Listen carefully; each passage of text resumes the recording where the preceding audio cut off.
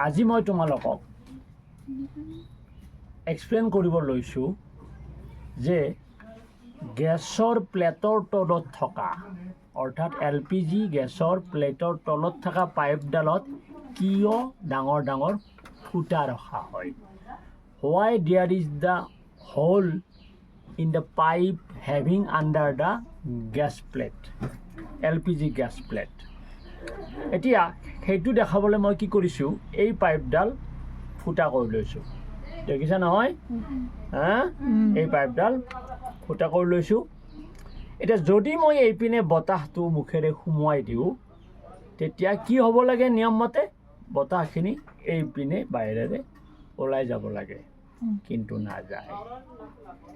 কাৰণ হ'ল যে বাৰ্নৌলিৰ সূত্ৰমতে যে ইয়াৰ ভিতৰত কি হয়, বায়ুৰ চাপ কমি যায়। The air pressure inside the pipe decreases when I will blow with my mouth. তেতিয়া মই কি হয় চাওঁ,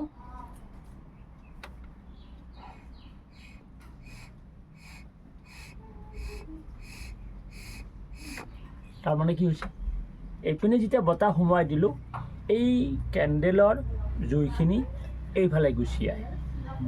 তাৰমানে কি হয়, বতাহটো পাইপৰ ভিতৰেৰে গৈছে আৰু ই কি কৰিছে, এই জুইৰ অংশখিনি টানি লৈছে। তাৰমানে বাহিৰৰ পৰাও বতাহ তাত সোমাই গৈছে।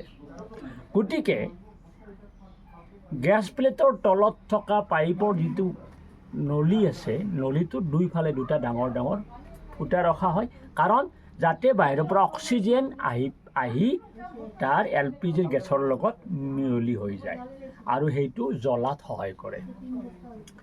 সেই একেটা কাৰণে দ্ৰুতবেগী ট্ৰেইনৰ কাষত আমি থিয় হ'ব নালাগে। কাৰণ দ্ৰুতবেগী ট্ৰেইনৰ কাষত থিয় হ'লে কি হয়, ট্ৰেইনখন বহুত দ্ৰুতবেগত যোৱাৰ কাৰণে তাত বায়ুৰ চাপৰ হ্ৰাস হয়।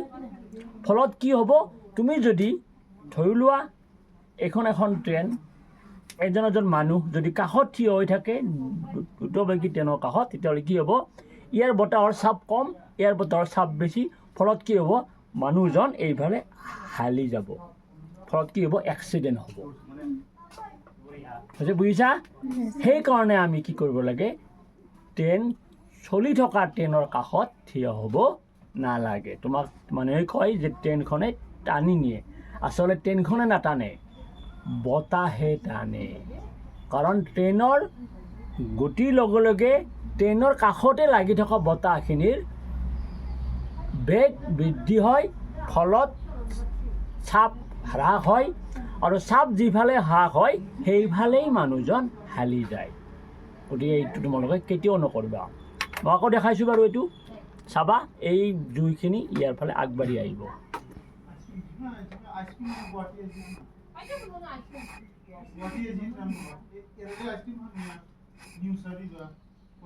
এতিয়া বুজিলা কেছটো?